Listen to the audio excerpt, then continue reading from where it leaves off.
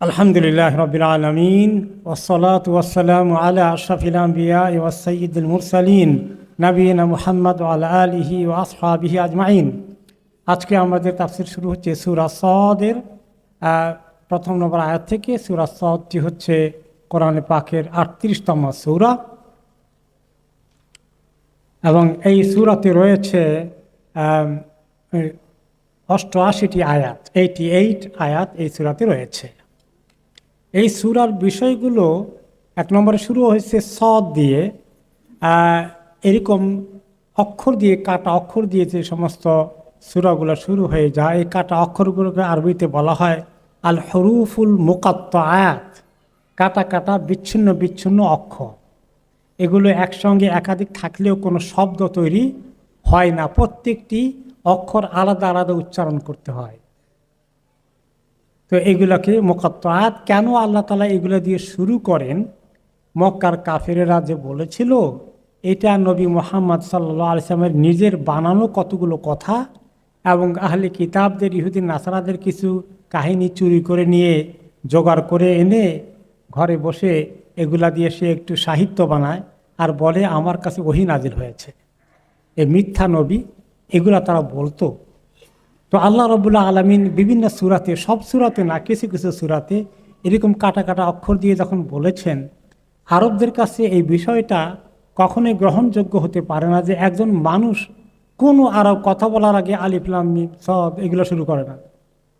তাহলে বোঝা গেল যে এটা মানুষের কথা নয়। এটাকে প্রমাণ করার জন্য এজাজ হিসাবে এগুলাকে নাজিল করেছেন বলে অধিকাংশ মুফাসসিরিন কেরামদের মতামত, যে এটা মুহাম্মদের কথা নয়। তোমাদের সঙ্গে সারাদিন কথা বলে মুহাম্মদ, কোনোদিন তোমাদের সঙ্গে আলাপচারিতায় কোনোদিন তিনি আলিফ লাম দিয়ে শুরু করেছেন?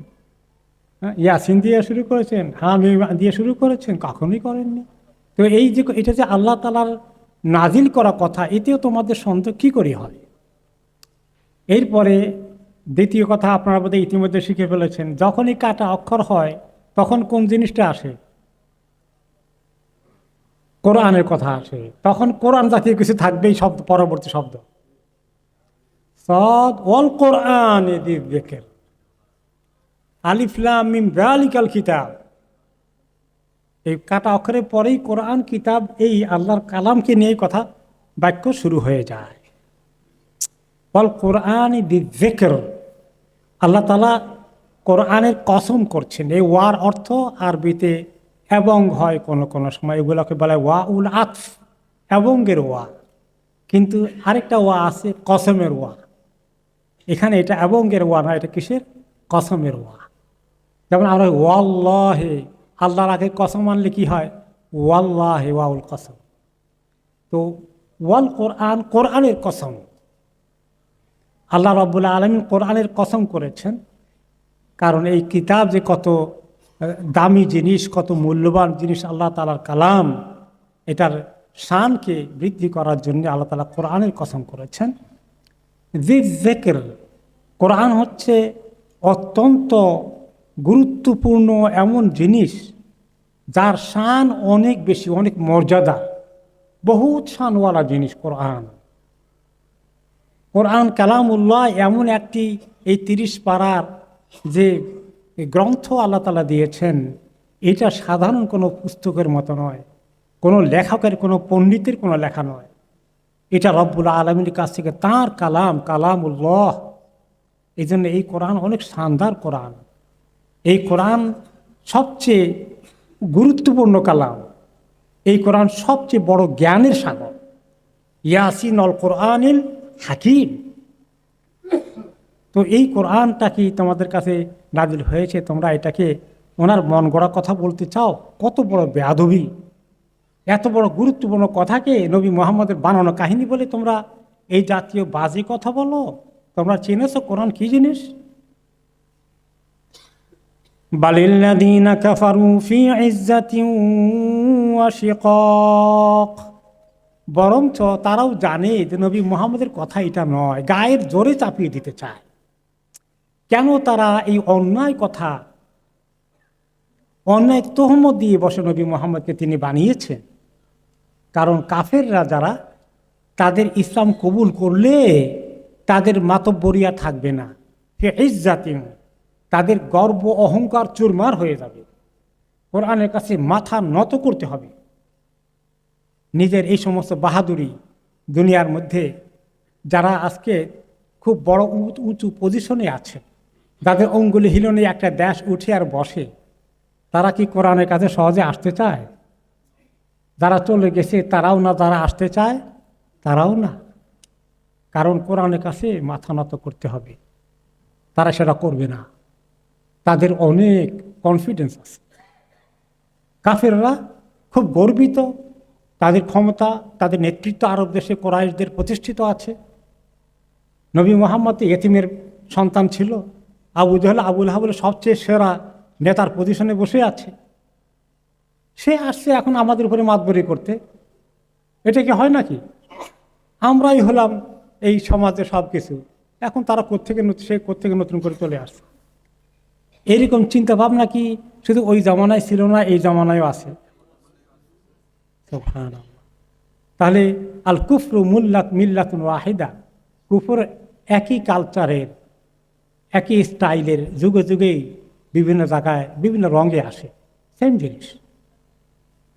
তাদের গর্ব অহংকার কনফিডেন্স এত বেশি, কোরআনের কাছে তারা আসবে না। কোরআন যদি মানুষ ভালো করে ধরে ফেলে তাহলে তাদের গাত্রদাহ শুরু হয়ে যায়।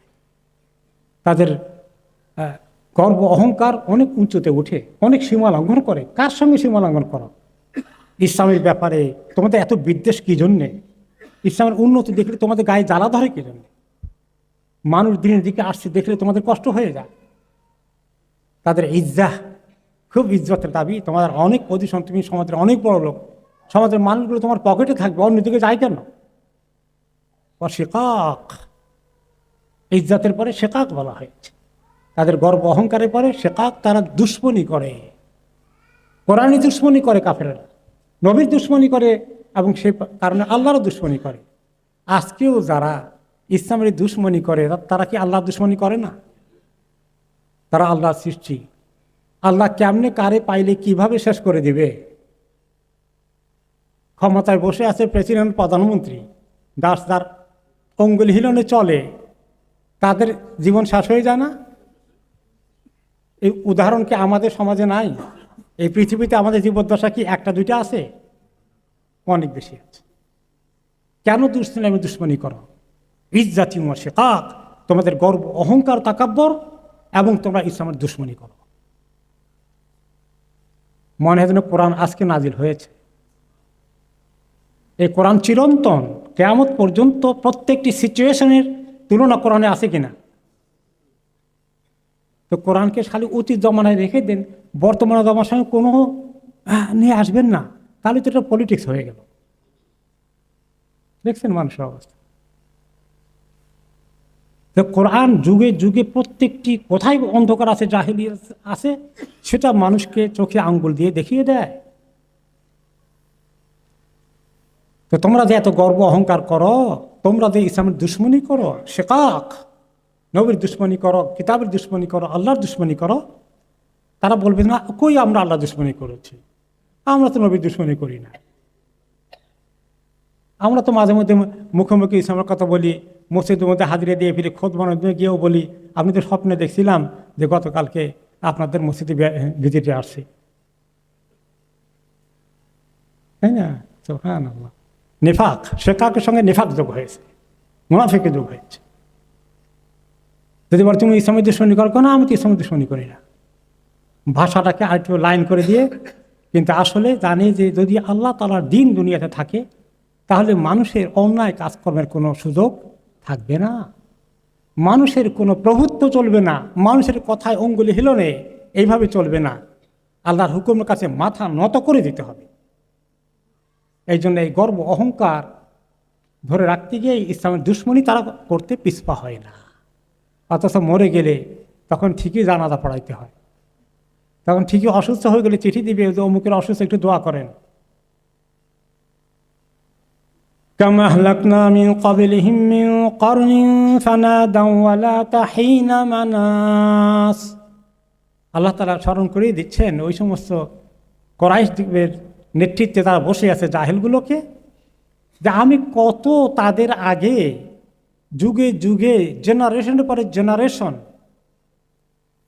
প্রজন্মের পরে প্রজন্মকে আমি হালাক করেছি তাদের আগে, যারা এরকম দিনের বিরুদ্ধে দুশ্মনী করেছিল। ফেরাউন, নামরুদ, কারুন, কওমে আদ, কওমে সামুদ নবীদের দুশ্মনী করেছে, ইসলামের দুশ্মনী করেছিল। কত জাতিকে আমি হালাক করেছি এভাবে।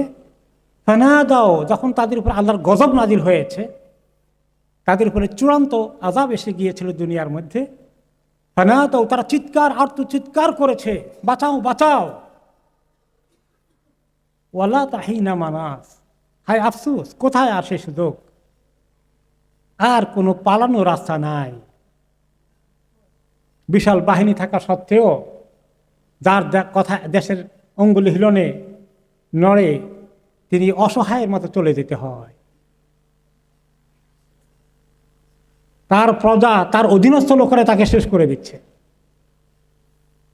আমাদের দেশের কথা উচ্চারণ নাই করলাম, ইন্দিরা গান্ধীকে হত্যা কে করেছে? তার বডিগার্ড। আনোয়ার সাদাতকে কে হত্যা করেছিল? তার আর্মির লোকেরা। আমাদের দেশগুলোর নাম নিতে চাই না। এখনো যারা আছে সামনের দিকে লাফায়, চিন্তা করে যে তার জীবনের কতক্ষণ মূল্য আছে আল্লাহর কাছে। তুমি আর তো চিৎকার করবে, ওয়ালা মানাস, তোমাকে আল্লাহ সুযোগ দেবেন না, পালানোর সুযোগ দেবেন না। ওর থেকে পালানো মানে আল্লাহর পাকড়াও থেকে তুমি ছুটতে কখনো পারবে না। আফসোস, তখন আর কোনো সুযোগ থাকবে না। মক্কার কাফেররা কত দুশমনী দিনের করেছে আল্লাহ তাআলা পরে বলছেন, ওয়াজিবু আন জাআহুম মুনযিরুম মিনহুম, তারা আশ্চর্য হয়ে গেল যে তাদের কাছে একজন সতর্ককারী এসেছেন। সতর্ককারী বলতে কি বোঝানো হয়েছে? রাসূলকে বোঝানো হয়েছে যে আল্লাহ তাআলা তাদেরকে সতর্ক করার জন্য, খবরদার কুফরি শিরকের মধ্যে থেকো না, ইসলামের দিকে আসো। আল্লাহ তাআলা কোরআন নাজিল করে তাকে বাশীরুন ওয়া নাযীর, তাকে আল্লাহ সুসংবাদ দেওয়া, সতর্ক করার দায়িত্ব দিয়ে পাঠালেন, তাদেরকে উদ্ধার করতে জাহেলিয়াত থেকে আল্লাহর কাছে মাথা নত করার জন্য ডাকতে পাঠালেন। তারা আশ্চর্য হয়ে গেল। আজীব, অদ্ভুত কথা যে আমরা সমাজের নেতৃত্বে আসি, আমরা সমাজের সব চালাই, আবার আমাদের ঘরে মাতবরি করতে আরেকজন আছে কে? আমরা তো আসল বাপ দাদার ধর্মের উপরে আসি, আমরা সমাজ পরিচালনা করছি, আমরাই নেতৃত্ব দিচ্ছি। আমাদের উপরে আরেকজন আবার কোত্থেকে নবী মুহাম্মদ একজন নাজিল হয়ে গেল, উনি একজন এতিম ছিলেন। আমরা সমাজের টপ ক্লাস লোক, আর এতিম বাচ্চা এসে একদিন এখন আমাদের উপরে সে মাতবরি করবে?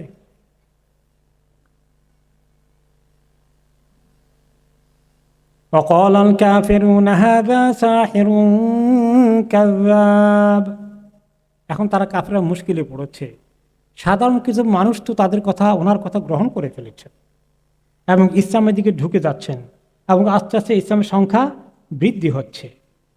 তো এখন তারা যে বলল যে এটা কি জবাব আছে তাদের কাছে? তার কথা তো কেউ কেউ শুনতেছে, কেউ কেউ ঢুকে যাচ্ছে। বলে তোমরা যে ঢুকো, তার কথা এই তো আসলে একটা জাদুকর, তার কথার মধ্যে জাদু আছে। আর কাযাব, এ একটা বড় মিথ্যাবাদী। যে কাফেরের লিডাররা এ নবী মুহাম্মদ সাল্লাল্লাহু আলাইহি ওয়াসাল্লামকে কি খেতাব দিয়েছিলেন কাবা নির্মাণের সময়? আল আমিন, সবচেয়ে বিশ্বস্ত। এবং তারা সবাই বলেছে যে কোনো দিন নবী মুহাম্মদকে মিথ্যা কথা বলতে, মিথ্যা কাজের সঙ্গে প্রতারণার মধ্যে 2 নম্বর কাজে কোনো দিন দেখা যায়নি।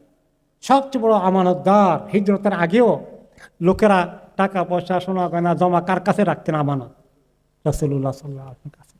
যার কারণে যখন তিনি হিজরতে চলে যাবেন, কাফেরদের অনেক আমানতের মাল আছে, মালের লিস্ট করে কাকে রেখে গেছিলেন?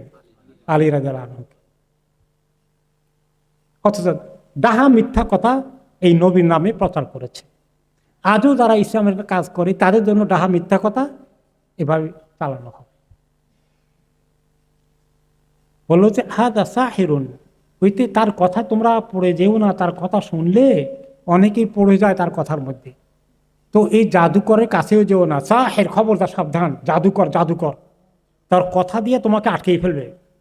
কাযযাব আর মিথ্যাবাদী, দুইটা উপাধি দিল, জাদুকর আর মিথ্যাবাদী। এরপরে তারা আরেকটা তাদের জনপ্রিয় স্লোগান নিয়ে আসলো, সেটা কি? আজালাল আলিহাতা ইলাহা ওয়াহিদা। আরে সে নাকি কোনো মাবুদ নাই, মাত্র একজন মাবুদ। কোনো মাবুদ, সব মাবুদ অস্বীকার করলো। এই যে আমাদের 360টা মূর্তি মাবুদ আছে, লাত মানাত ওজা এত কিছু আছে, আমরা কতদিন থেকে বাপদাদা চৌদ্দ গোষ্ঠী এগুলাকে কাবার মধ্যে রেখেছে, ছাপা মারার মধ্যে রেখেছে, এদের কাছে আমরা এত দরখাস্ত দিই, এত ইবাদত করে আসি আমাদের পিতা পূর্বপুরুষগণ। এখন বলে এগুলো কিচ্ছু না, সব বাতিল, খালি একজন মাবুদ আছে। ইন্না হাযা লাশাইউন উজাব, এটি অত্যন্ত স্তম্ভিত হওয়ার মতো বিষয়, এটা কিছুতেই গ্রহণ করা যায় না, এটা অসম্ভব একটা কথা। এতগুলো মাবুদ একটাও না, সবগুলো বাতিল, মাত্র একজন মাবুদ, এই কথা কিছুতেই গ্রহণযোগ্য হতে পারে না। এবং এই জন্য তারা কিন্তু আল্লাহকে অবিশ্বাস করতো না। আল্লাহ আছে বলে তারা কি বিশ্বাস করতো না করতো না? করতো। কিন্তু যে আল্লাহ তো একলা না, ওনার অনেক শরীক আছে।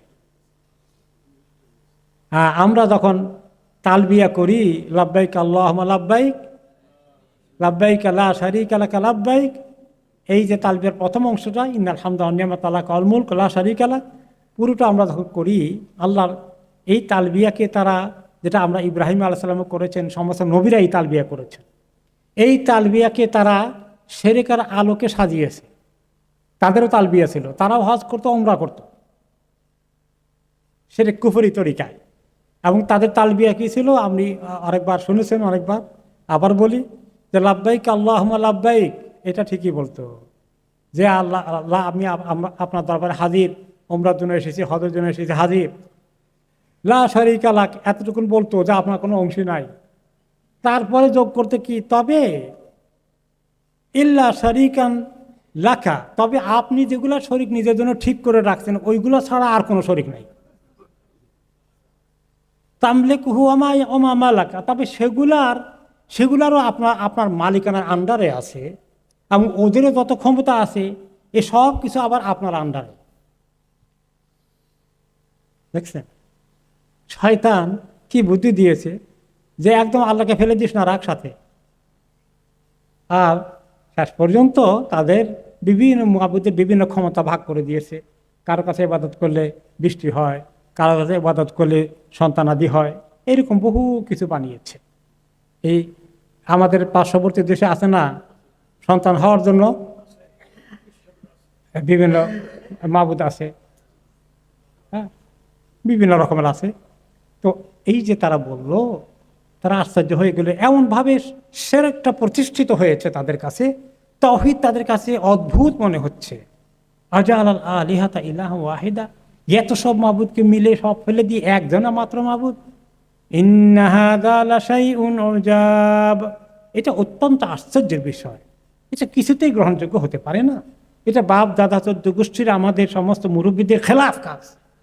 অনেকেই অনেক সময় মুরব্বীদের এত দোহাই দেয়, আরে মুরব্বীরা এগুলো করে গেছেন, এগুলো করে গেছেন, আল্লাহ খবর বলো কি বলো কি।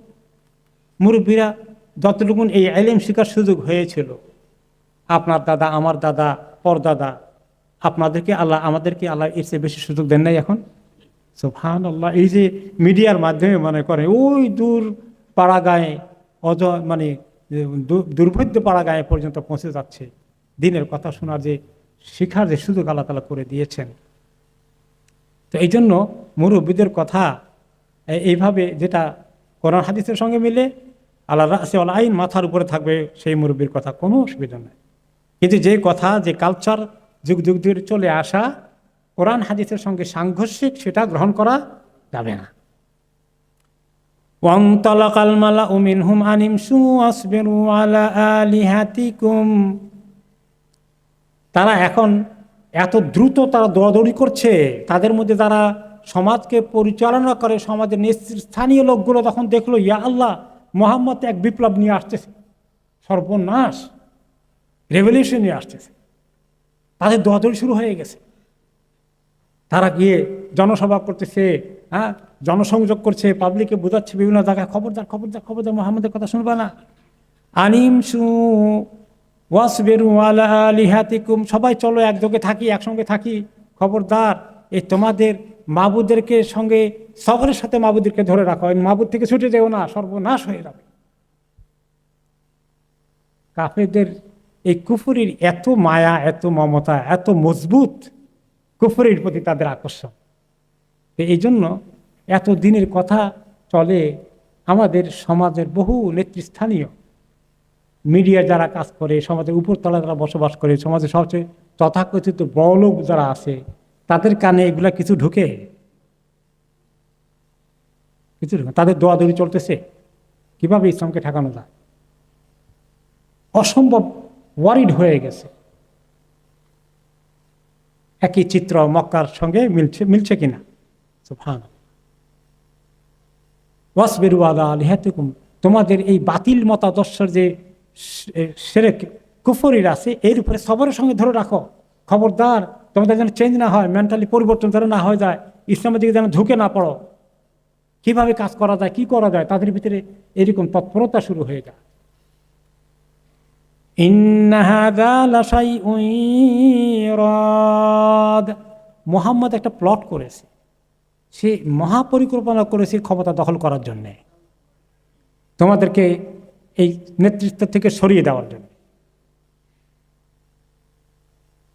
মা সামা'না বিহাযা ফিল মিল্লাতিল আখিরাহ ইন হাযা ইল্লা ইখতিলাক, আমরা কখনো শুনতে পাইনি এমন অদ্ভুত কথা আমাদের রিসেন্ট গত ইতিহাসের মধ্যে, আমাদের পূর্বপুরুষদের কাছে কারো মুখে থেকে এরকম কোনো কথা শুনি নাই যে একজন একমাত্র মাবুদ।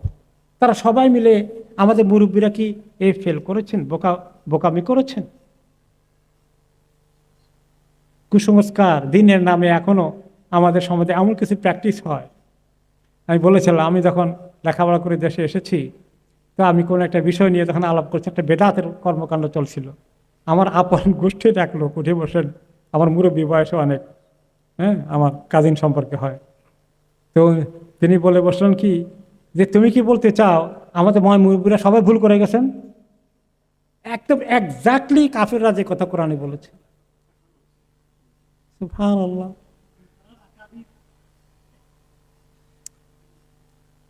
তো আল্লাহ তাআলা বলছেন যে তারা যে বলে ইন হাযা ইল্লা ইখতিলাক, মুহাম্মদ সব নিজে বানিয়ে বানিয়ে এই ষড়যন্ত্র করছে আমাদের বিরুদ্ধে, তার বানানো সব কিছু, তার কল্পকাহিনী, এই সাংঘাতিক ক্ষমতা পাওয়ার নেশায় সে নেতৃত্ব গ্রহণ করার জন্য একটা প্লট করে এসেছে, এগুলো সব তার বানানো। উনজিলা আলাইহি যিকরু মিন বাইনিনা, আল্লাহ কাউকে পাইল না, আমরা এত লোক আছি যারা অনেক বড় প্রতিষ্ঠিত সমাজের মধ্যে স্বীকৃত নেতৃত্ব নিয়ে আসি, আমাদের সবাইকে বাদ দিয়ে খালি আল্লাহ বুঝে তাকে ধরছে, তাকে বাছাই করছে আমাদের মধ্যে থেকে। এই অন্যায় দাবি করে বসে আছে সে, কিছুতে আমরা এটা মানতে পারি না। বাল হুম ফি শাক্কিম মিন যিকরি, বরঞ্চ সে তারা আসলে আমাকে চিনতে, আমার কথা আলোচনা করতে, আমার কথা শুনতে তারা অত্যন্ত দ্বিধাদ্বন্দ্বে আছে। আমি কে, আমি যে আল্লাহ সৃষ্টিকর্তা, এই সম্পর্কে তারা সবার সন্দেহের মধ্যে ডুবে আছে। আমার ক্ষমতা কদ্দূর আছে, আর ওই মূর্তিদেরকে আমি কদ্দূর ক্ষমতা দিয়েছি, এই সমস্ত কল্প কাহিনীর মধ্যে তারা ব্যস্ত আছে। তারা আমাকে ভালো করে চেনেই নি, এরকম কোনো কিছু তারা শুনেই নি, এখন শুনতেও চায় না।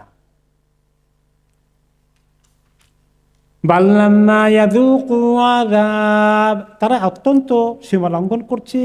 হে নবী, আপনার দাওয়াতের বিরুদ্ধে তারা এত চক্রান্ত করছে, তারা তো এখনো শাস্তি ভোগ করে নাই, আমি পাকড়াও করিনি, অবকাশ দিচ্ছি, সময় দিচ্ছি বিধায় তারা মনে করেছে পার পেয়ে যাবে, আমি তাদেরকে ধরবো না, আমি সুযোগ দিচ্ছি তাদেরকে। এখন আযাবের স্বাদ পায়নি, যেগুলো আযাবের স্বাদ পেয়েছিল তারা বুঝেছে। নমরুদ, ফিরআউন যখন আযাবের স্বাদ পেয়েছিল তখন বুঝেছিল।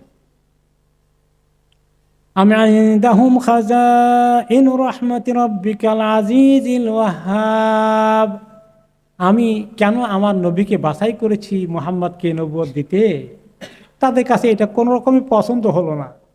গরিব মানুষ, এতিম ছিল, মালদার কিছু না, প্রভাব প্রতিপত্তিওয়ালা কিছু না, তো সে কেন নবুয়ত পাবে? পাইলে তো তারা একজন পাওয়ার কথা। তো আল্লাহ তাআলা বলেন, আম ইনদাহুম খাজাইনু রাহমাতি রাব্বিক, তারা কি মনে করে যে আল্লাহ তাআলার রহমতের খাজানা, আল্লাহ তাআলার রহমতের যে কোষাগার আছে, এটা কি তাদের কাছে দিছি আমি যে তোমরা পছন্দ করে কাকে নবী বানাবো? তাদের মতামত ভোট নিয়ে আমি করব? কোন রবের কথা তারা অমান্য করছে? সে রব কে? আল আজিজ আল ওয়াহাব, এমন রব যিনি অপরাজিত, তিনি পাকড়াও করলে তার হাত থেকে ছুটার কারো সম্ভাবনা নাই।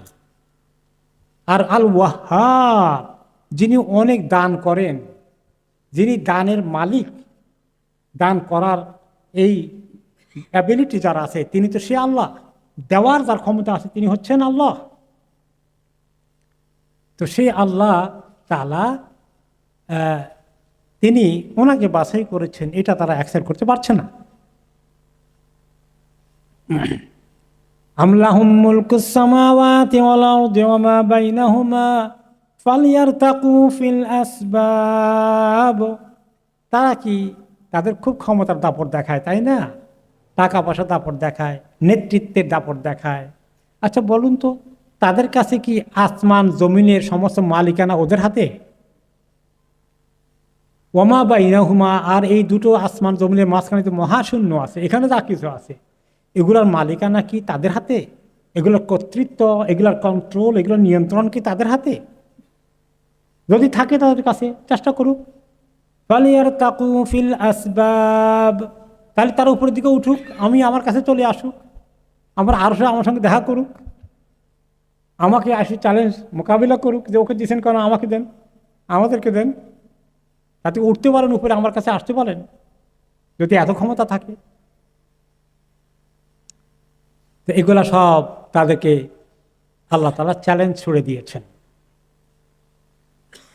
তারপরে নবী করিম সাল্লাল্লাহু আলাইহি ওয়াসাল্লামকে আল্লাহ তাআলা এবার সান্ত্বনা দিচ্ছেন, তারা অনেক ক্ষমতা দেখায় আপনাকে, একটু খেলা দেখাক তারা।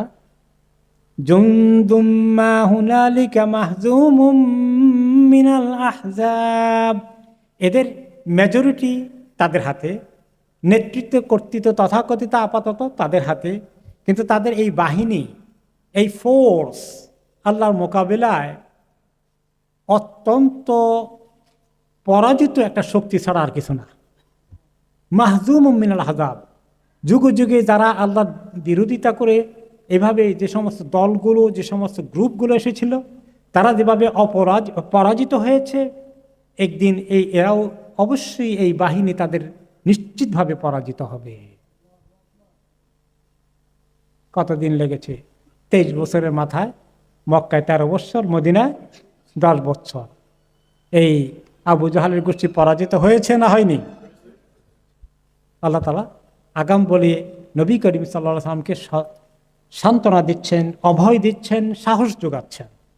প্রচণ্ড বিরোধিতা চলছে, আপনি কাজ চালিয়ে যান, আমি আপনাকে গ্যারান্টি দিয়ে বলছি তারা অবশ্যই পরাজিত হবে, আপনি দেখবেন নিশ্চিত। তারা খুব শক্তি দেখায়, ওরা কি শক্তি আছে ওদের? ওদের আগে এত বড় বড় শক্তিকে আমি নাশ করে দিয়েছি। কাযাবাত ক্বাবলাহুম কওমু নূহিন ওয়া আদুন ওয়া ফিরআউনু যুল আওতাদ, এমনিভাবেই এদের মতোই তাদের আগে নূহ আলাইহিস সালামের কওম এরকমই দুঃসাহস দেখিয়েছিল আল্লাহর দুশমনি করতে, নবীর দুশমনি করতে। ওয়া আদ, কওমে আদ, নবী সালেহ আলাইহিস সালামের দুশমনি করেছে, কওমে হুদ তার নবীদের দুশমনি করেছে। ও ফিরআউন, মূসা আলাইহিস সালাম দুশমনি করেছে। ফিরআউন কেমন শক্তিশালী ছিল? যুল আওতাদ। ওয়াতাদ মানে হলো পেরেক, পেরেক চেনেন? লোহার পেরেক আছে, এটাকে ওয়াতাদ বলা হয়। এবং আল্লাহ তাআলা পাহাড়গুলিকে বলেছেন ওয়াল জিবালা আওতাদা, আমি পাহাড়কে জমিনের জন্য পেরেক বানিয়েছি, পেরেক গেড়ে জমিনকে মজবুত করে স্থির করে দিয়েছে, তেমন জমিনটা দুলতে থাকতো। নৌকায় উঠলে কি হয়? নৌকো দুলতে থাকে না, এই জমিন পানির উপরে না, পানির উপরে দুলতো, কিন্তু আল্লাহ তাআলা পেরেক দিয়ে আটকে দিয়েছে। পেরেক হলো পাহাড়। আর এখানে বলা হয়েছে ফেরাউন জুল আওতাদ, প্যারেকওয়ালা ফেরাউন। এই প্যারেকওয়ালা ফেরাউনের তাফসির কি? এর দুটো তাফসির এসেছে। একটা হলো যে আপনার ফেরাউন মানুষকে যখন শাস্তি দিত, তার দিনের মধ্যে না ঢুকলে তাকে আনা রব্বুকুমুল আ'লা বলেছিল, আমি তোমাদের সবচেয়ে বড় রব। এটা যে স্বীকার করতো না, কোনো তৌহিদবাদী থাকলে তাকে ধরে এনে কিভাবে শাস্তি করত, তাদেরকে চিৎ করে শোয়াইয়ে বা উপর করে যেমনি হোক শোয়াতো, শোয়াইয়ে এই দুই হাতে আর দুই পায়ে প্যারেক মারত, প্যারেক মাটিতে বা কাঠের সঙ্গে আটকিয়ে রাখত, আর অত্যাচার করতো, আর যতক্ষণ এমনি করে মরে তো মরবে। এবং আসিয়া রাদিয়াল্লাহু আনহাকে সে এভাবে অত্যাচার করেছে। আর এই তাফসিরে আরেকটি তাফসির এসেছে, প্যারেকের অর্থ হলো যে অত্যন্ত মজবুতভাবে কিছু করা। ফিরআউনের এত মজবুতি, তথাকথিত এত শক্তি ছিল, এত শক্তিশালী ফিরআউনকে আমি যদি হালাক করে থাকি, এই আবু জাহাল আবু লাহাবের শক্তিকে ফিরআউনের মতো হয়েছে, তো কি জন্য তারা এত লাফালাফি করে? এই জন্য দুটো তাফসিরই, দুটোই প্রাসঙ্গিক এই আয়াতের তাফসিরের মধ্যে। তারপরে আল্লাহ তাআলা আরো বললেন, ওয়াসামুদ ওয়া কওমু লূতিন ওয়া আসহাবুল আইকা। এরপরে সামুদ জাতি এসেছিল, সেখানে সামুদ জাতির কাছে যে নবী সালেহ আলাইহিস সালাম এসেছিলেন, তারপরে কওমে লূতের কাছে লূত আলাইহিস সালাম এসেছিলেন, ও আসহাবুল আইকা, সেখানে আরেক নবীকে আল্লাহ তাআলা পাঠিয়েছিলেন, যেখানে অনেক গাছগাছালি ছিল। এইভাবে যুগে যুগে ওই সব এলাকার লোকেরাই, মধ্যপ্রাচ্যের বিভিন্ন এলাকার কথা এসেছে, নবীরা এসেছিলেন, সবাই এভাবে দুশ্মনী করেছিল। যখনই কোনো নবী এসেছে, কোন নবীকে আহলান সাহলান করে ওয়েলকাম করে গ্রহণ করেছিল? একটা কেউ না। তাহলে দিনের দুশ্মনী আজকে যারা আপনি দেখেন, আমাদের কাছে অদ্ভুত মনে হয়, তাই না? এত দুশ্মনী করে কেন দিন ইসলামে? এই যুগে যুগে তাই হয়েছে। আল্লাহ যাদের কিসমত ভালো রেখেছেন, তারা দিনকে পছন্দ করে, দিন তাদের কাছে ভালো লাগে। আর যারা কপাল পোড়া, জাহান্নামের জন্য সৃষ্টি হয়েছে, তাদের দিনের উন্নতি দেখলে তাদের কলজার মধ্যে আগুন ধরে যায়, তারা দুশ্মনী শুরু করে দেয়। উলাইকাল আহজাব, এইভাবে বিভিন্ন গোষ্ঠী, বিভিন্ন দল, বিভিন্ন বাহিনী পৃথিবীতে এসেছিল। তারা কি করেছিল? ইন কুল্লুন ইল্লা কাযযাবার রাসূলা ফাহাক্কা ইকাব। এই প্রত্যেকটি জাতি, অভিশপ্ত জাতিগুলো, তারা প্রত্যেকেই নবীদের সঙ্গে দুশ্মনী করেছিল, তাদেরকে মিথ্যাবাদী বলেছিল, তাদের বিরুদ্ধে ষড়যন্ত্র করেছিল, দুশ্মনী করেছিল। ফাহাক্কা ইকাব, তাদের সবার উপরে আল্লাহ তাআলা আযাব নিশ্চিতভাবে পতিত হয়েছিল। আল্লাহর লানতের শিকার হয়ে তারা সব ধ্বংস হয়ে গিয়েছিল। ওদের কাহিনী আল্লাহ তাআলা মক্কার কাফেরদেরকে শোনাচ্ছেন। তারা কিন্তু এই সব নবীর নাম জানত, এদের এলাকায় তাদের বিচরণ ছিল, সিরিয়া যাওয়ার পথে ব্যবসা করতে যাইতে তারা এই সমস্ত এলাকা পার হয়ে যেত। এসব তাদের জানা কাহিনী, ইতিহাস। তো এরা এগুলো দেখার পরেও আপনি নবীর এত দুশ্মনী করে, ওমা ইয়ানজুরু হাউলাই ইল্লা সাইহাতান ওয়াহিদা, তারা কিসের অপেক্ষা করে? আমাকে তারা চ্যালেঞ্জ করে যে আমরা যদি তোমার রব ঠিক হলে তো আমরা এত দুশ্মনী করে, আমাদেরকে তুমি না বলো যে আমাদেরকে শেষ করে দিবে। কই শেষ করে দিয়েছে? তোমার রবের তো কোনো খবরই নাই, তার মানে তোমার রব ঠিক না, তুমিও ঠিক না। নাউজুবিল্লাহ। হ্যাঁ, আল্লাহ তাআলা বলেন আমি, তারা চ্যালেঞ্জ করে, ইল্লা সাইহাতান ওয়াহিদা, আমি একটি বিকট চিৎকারের আযাব দিলে সব শেষ হয়ে যায়। অনেক কাউমকে কি হয়েছে, শুধু বিকট চিৎকার এসেছিল, কান ফেটে সবগুলো জমিনে পড়ে গেছে। এতটুকু একটা চিৎকার দিলে তাদের সমস্ত গোষ্ঠী সহ শেষ হয়ে যাবে। কিন্তু আল্লাহ তাআলা তো শেষ করেন নাই, মক্কাবাসীকে সুযোগ দিয়েছেন, তাদেরকে নসিহত করছেন, অবকাশ দিচ্ছেন। মা লাহা মিন ফাওয়াক, আর যদি কিয়ামত চলে আসে, তাহলে সেই, অথবা এই আওয়াজেরও, এই আল্লাহর আওয়াজ যদি আসে, এইটার জন্য কোনো বিরতি হবে না, তাদেরকে রেস্ট দিয়ে দেওয়া হবে না, এক আওয়াজেই সব শেষ হয়ে যাবে, কাম সারা হয়ে যাবে। وقالوا ربنا عجل لنا قطنا قبل يوم الحساب। তারা আরো কি বলে যে আল্লাহ তো বলে যে আপনি না বলছেন যে আপনার কাছে নবী মুহাম্মদ বলে যে আপনার কাছে অনেক কিছু আছে, আমাদের জান্নাতে যাওয়ার অনেক কিছু আছে, অথবা আপনার সঙ্গে দুশ্মনী করলে আপনি আমাদেরকে শাস্তি দিবেন, মুহাম্মদ এগুলো শোনায়। তারা নিজেরা আলোচনা করে, এই বলো আল্লাহকে বলো, তারা আল্লাহকে আছে বলো দেখি, আজ্জালনা কিত্তানা কাবলা ইয়াউমিল হিসাব, হিসাবের পরে আখিরাতে তখন কি আযাব দিবেন, এখন দিতে পারেন না? আল্লাহকে চ্যালেঞ্জ করে বসছে।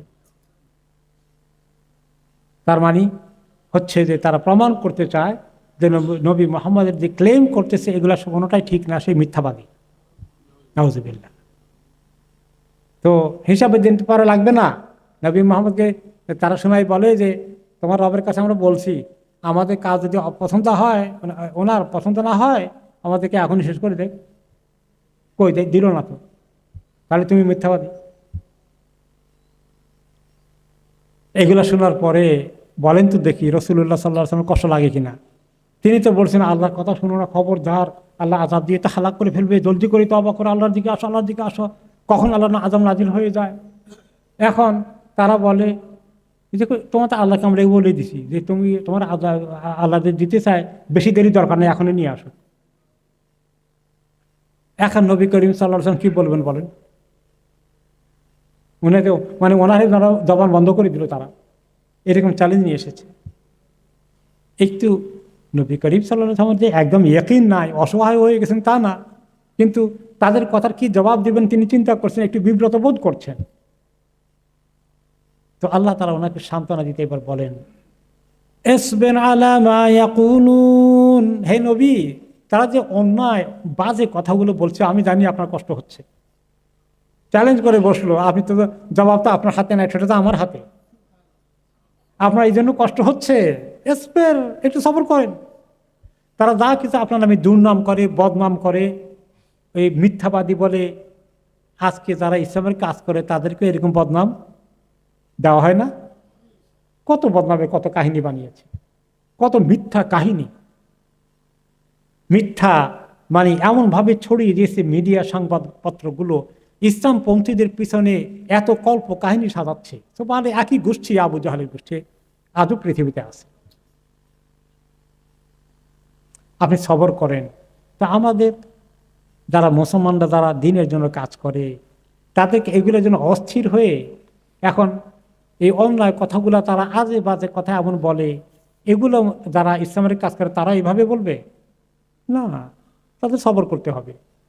এরা বুঝে না, এরা বেওকুফ, এরা বঞ্চিত।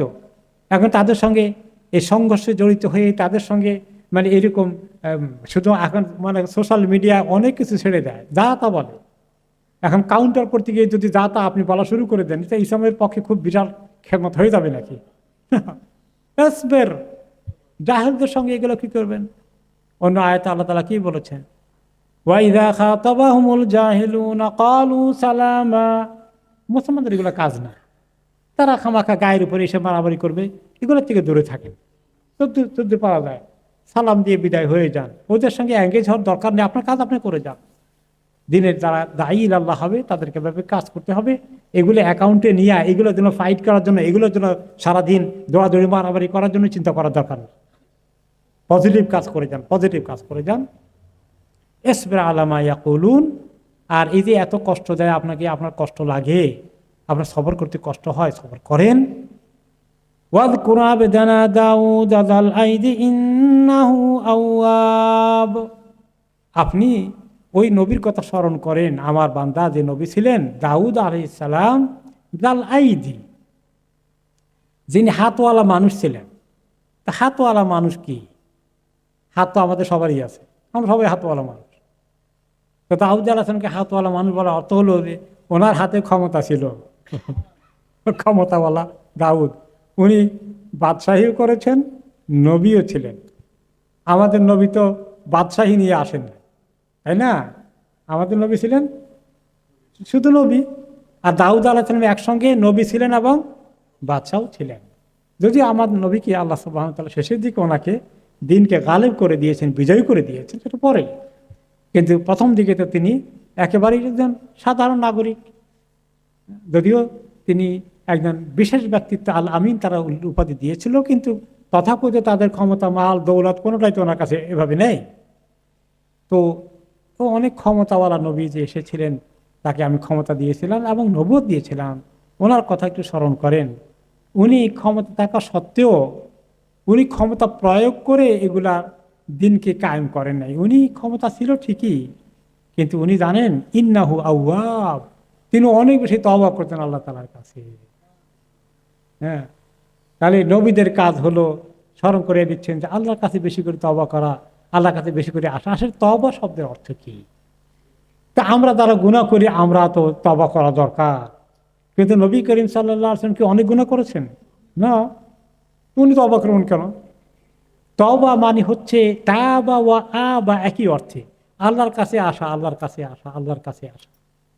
তো ওনার জন্য তওবা হচ্ছে আল্লাহর কাছে আসা। বারে বারে যখন কষ্ট লাগে আপনি আল্লাহর কাছে আসেন, আল্লাহর কাছে দরখাস্ত দেন, আল্লাহর কাছে নামাজ দাঁড়িয়ে যান, আপনাকে আমি সান্ত্বনা দেব তাদের মোকাবিলায়। সবর করেন আর আমার কাছে সাহায্য চান। তো এই জন্য যারা দিনের কাজ করবে তাদের এরকম হবে যে তারা বেশি বেশি করে আল্লাহর কাছে আসবে। এখন যারা দিনের কাজ করে তারা যদি বলে যে তাদের আমার দিনের দুশ্মনদের মোকাবেলায় শক্তি সঞ্চয় করা ভালো কথা, কিন্তু তার আগে কোনটা করতে হবে? বেশি করে সবর করে আল্লাহ তাআলার কাছে সাহায্য চাইতে হবে, আল্লাহর কাছে আসতে হবে, আমল বাড়াতে হবে।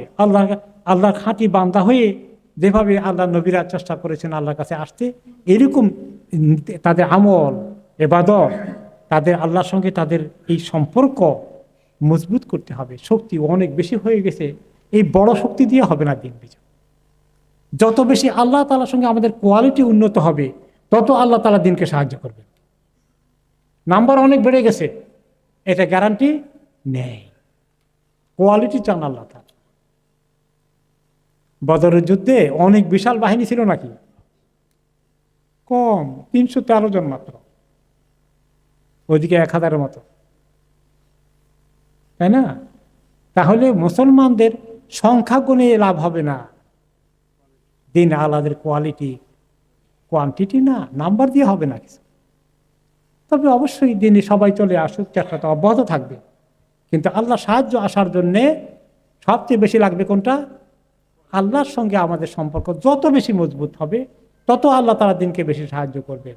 আর ওইখানে যদি ঢিলে ঢালা হয়ে যায়, সংখ্যা অনেক বেড়ে গেলেও আল্লাহর সাহায্য আসবে না।